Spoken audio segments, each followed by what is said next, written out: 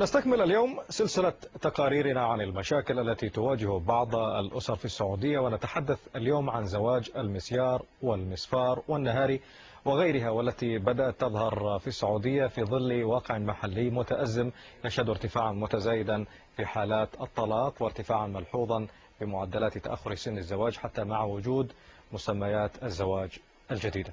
نواف القثامي والتفاصيل. يعرف السعوديون منذ سنوات قليلة أشكالا جديدة للزواج. المسيار واحد من أشهر العلاقات الاجتماعية الجديدة في زمن باتت فيه معدلات التأخر عن الزواج تشكل ارتفاعا لا يتوقف، لكنه يواجه الكثير من الانتقادات الشعبية. يقتنع بزوجته الموجودة ويقتنع أنه هذا المال يستطيع أن يتزوج به واحدة ثانية وذات دين أو جمال، ويطرق الباب ويأتي الناس من الباب ويفتح بيت ويتزوج. ما زالت الأسماء الجديدة للزواج على غرار المسفار والنهاري وغيرها تطرق آذان السعوديين من دون أن تفتح إحصائية محلية الباب عن عدد المستفيدين فعليا من تلك العلاقات. كثير من الشباب غير مقتنع بمسألة المسيار أو المسفار أو كل الزواجات بالأشكال، فلذلك قد الشاب يصل لل30 وهو يحاول أنه يبني بيت مستقر، بيت شرعي.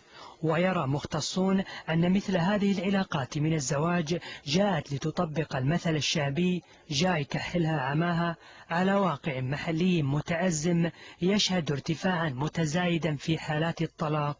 والأولى أن يكون الزواج شرعيا تتوفر فيه أركان النكاح، ونخرج من قضية زواج المسيار والمسفار التي لها آثار سيئة وعلى الفرد وعلى المجتمع. وتفتقد هذه العلاقات لصفة المودة والرحمة بالرغم من كونها تحمل رخصا دينية لم تقدم حلولا بحسب مراقبين. الزواج إن لم يكن بين الزوجين مودة ورحمة فمآل الزواج إلى الخسران. طبعا ظهرت في الآونة الأخيرة مسميات كثيرة، مسيار، مسفار، زواج عرفي، زواج إلى آخر تقريبا. أي نعم أن الزواج المسيار والمسفار على كتاب الله وسنة رسوله، لكن غائب عنه تماما المودة والرحمة.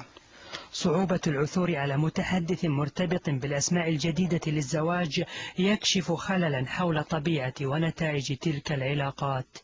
كالمستجير من الرمضاء بالنار المشهد الذي يتجسد مع انتشار أشكال أخرى للزواج في السعودية مثل المسيار والمسفار والنهار وغيرها. بعض هذه الزواجات جاءت كحلول قبل أعوام عدة لارتفاع معدلات التأخر عن الزواج، لكنها الآن تشكل هزة في مستقبل العلاقات الاجتماعية داخل أركان الأسرة في السعودية. من جدة، نواف القثامي، العربية.